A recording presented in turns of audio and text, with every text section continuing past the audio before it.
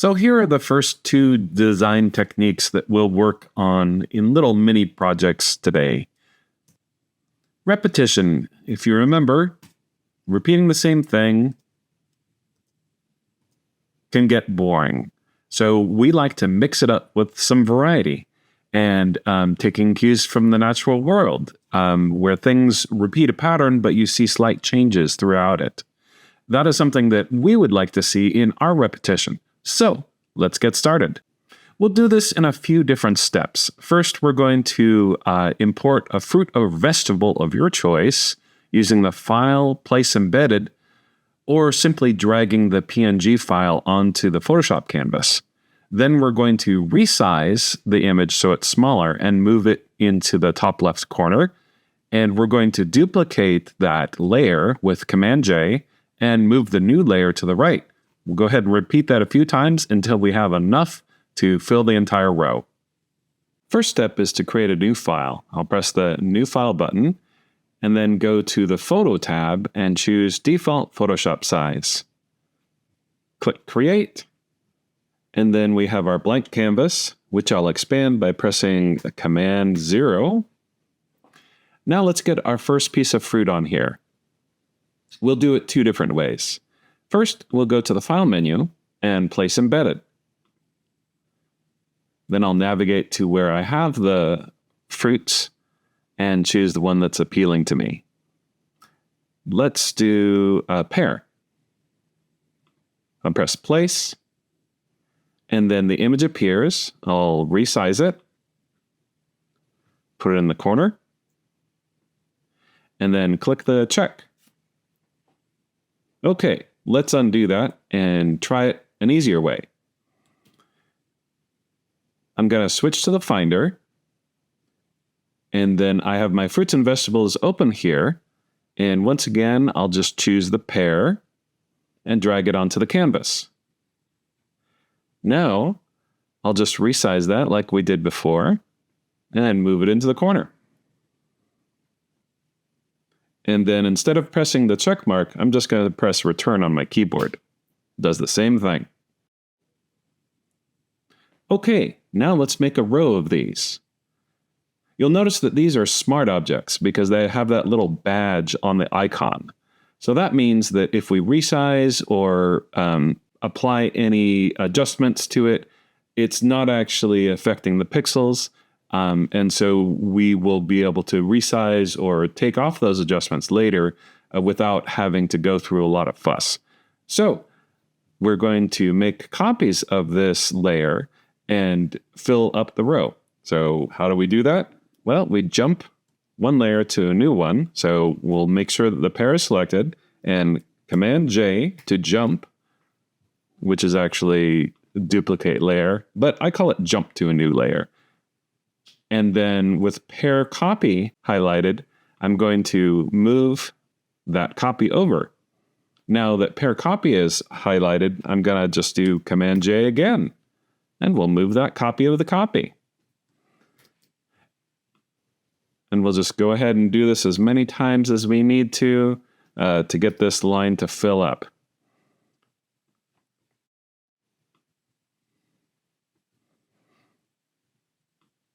And then let's place this last one kind of the same distance away.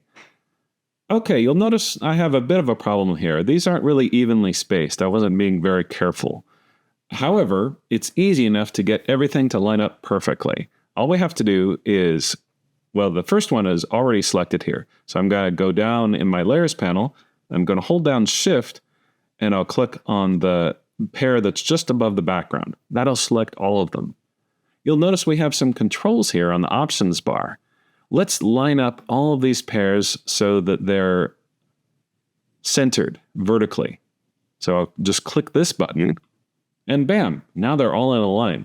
Now, it would be terrific if we could get these distributed so they have the same amount of space between each pear. We don't have that icon here on the options bar. However, if you go to the three dots, you can get to it. It's just the distribute spacing, and we're looking for this one. Distribute horizontally. Press that, and like magic. Now let's group all of these pairs together in a single row. I'll just press Command G on my keyboard, and then that will group them in a folder. I'm going to turn off auto select temporarily so that when I click and drag, it's not going to just drag one of the fruit. So when we want more rows, we'll just Command J on the folder or the group, and it makes a copy for us. We'll just move the copy down, and then Command J,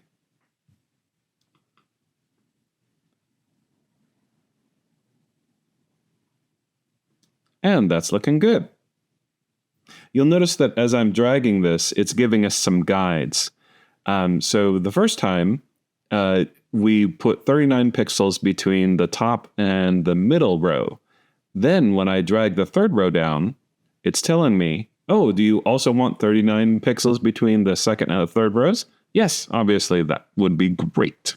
So we'll do that and be happy. Now we can move on to the next step, making some variations. For this, we will once again turn on auto select, and we'll make sure it's layer, not group, because we want to target individual pairs in this case. So we'll leave the first one alone, but I'll click on the second one, and then we can Command T to transform, and then I'll just rotate this one a little bit. Okay, there's our first variation. Now for this one, I would like to resize it just a little bit. So I'll Command T, and then I'm just going to resize it just a little. All right. Now for this fourth one, I'd like the stem to be on the other side. So I'll go to Edit, Transform, and Flip Horizontal. And there we go. Now for this one, we can do multiple things. Why don't we first, we'll rotate it just a little bit.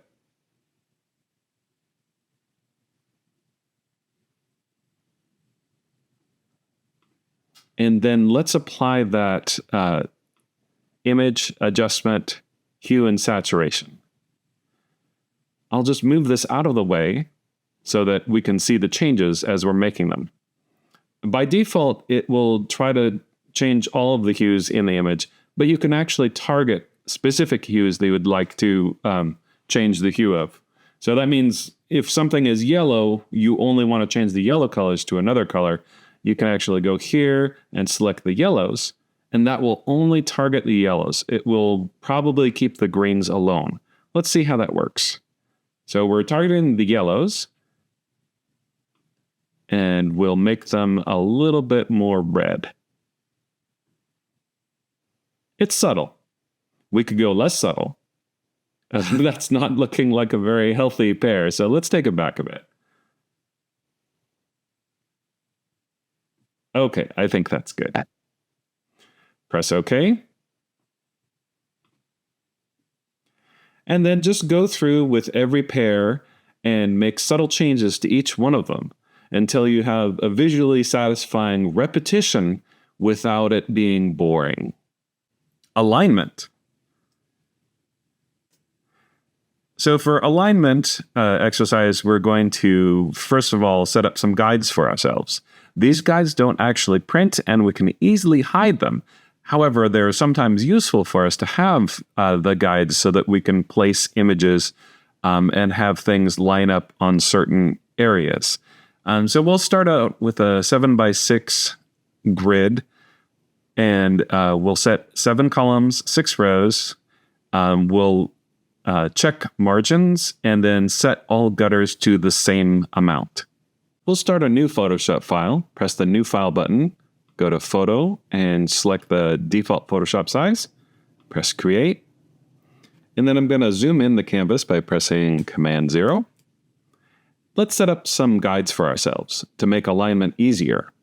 I'll go to View, and Guides, and New Guide Layout. And then, since I put these numbers in previously, it just autofilled them for me. But we want 7 columns and then click on the box for rows and 6 rows. And then we also want margins. And it doesn't matter what the gutter and the margins are, as long as they're all the same number. So that's fine, and I'll press OK. And now let's get some fruit on this canvas. I'm going to drag these images of fruit from the Finder into the Photoshop file. So I'll switch to the Finder here and find some fruit that I like. Let's do a lemon, and then I'll resize it down. Maybe we make that fill two squares, or rather 4 squares, really, but 2 squares high. And then I'll just press Enter to commit to that size. And then we'll go back into the Finder. Let's choose something that's a big fruit. All right. Watermelon. And then we'll just kind of resize it till it fits nicely. And then I'll just press Enter to commit to that size. Now I say commit, but since these are smart objects, we can resize them no problem. So if we find that that's actually not the size we want it to be, we can change it later. Let's see, third fruit. We need some red in here. How about some onion? Not exactly a fruit, but it'll do. Oh, and it turns out I didn't commit to that size change, and so Photoshop is saying, hey, you got to do something before you move on to the next step. So it's not letting me import the onion yet. So I'll just click on that check mark. Great. All right, let's get that onion in there. All righty. So there's the onion. And let's make this one small. So it fills up like 1 box. Okay. Something like that. And notice that I'm not being super strict about the guides. I'm kind of looking, because this part of the onion is going outside of the box, but that's fine. It's the body of the onion that I'm looking at, and that's what I'm using as basing where I should have that on the grid. All right, and so now we can just go through and, have to commit to that size, and just kind of reposition our objects and duplicate them until we have something satisfactory. And since these are smart objects, we can obviously resize them very easily to make them fill more of the box or less of the box than we need. And then just remember to press Enter or click the little check marks as you're doing that. And if you want to duplicate a layer, we know our old friend, Command J. And then we move the duplicate wherever we want it.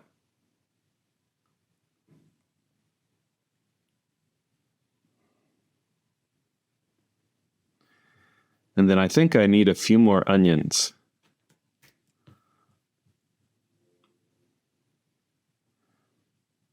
We don't really need to fill up every box. And in fact, we can have objects on top of other objects. So why don't we do that? Why don't we give onion eyes to this watermelon? That might be fun. Okay, and I do have auto select selected, so when I click on the other onion, I can be able to get that in there. All right. Looking beautiful. Okay, so how about another lemon? Whoops. I have to duplicate that first, and then I can move the duplicate.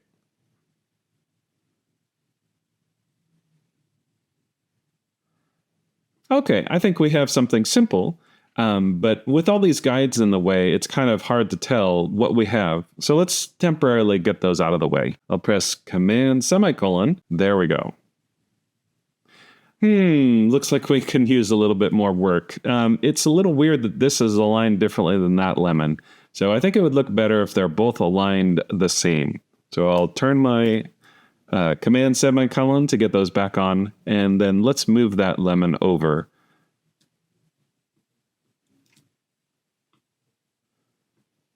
Oh, I must have made a duplicate of that accidentally. All right, there we go.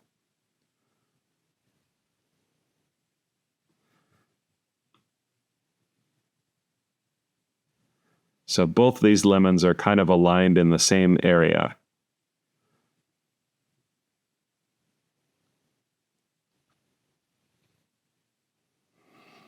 I like having one offset.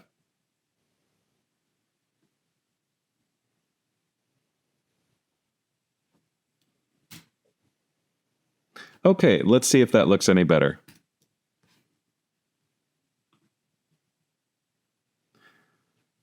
Maybe if we flip one of the lemons. So I will click this and then let's just transform it and flip horizontal.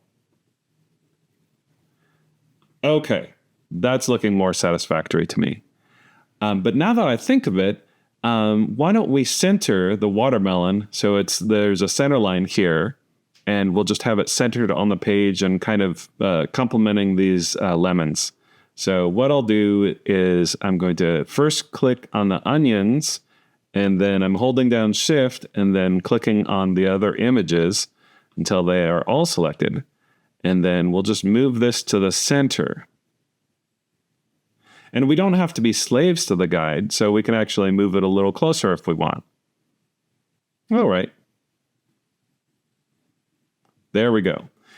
So that is my image, and I'll go ahead and save it for the web. So I'll go to File, Export, Save for Web Legacy, and then I'll just change the preset to JPEG High, and then if I wanted to change the width and height in pixels, I could do that here. But in this case, I just want to save it. So I'll press Save and type in my name, Fruit Face. And there we go. It's saved and ready to go. Ready to submit.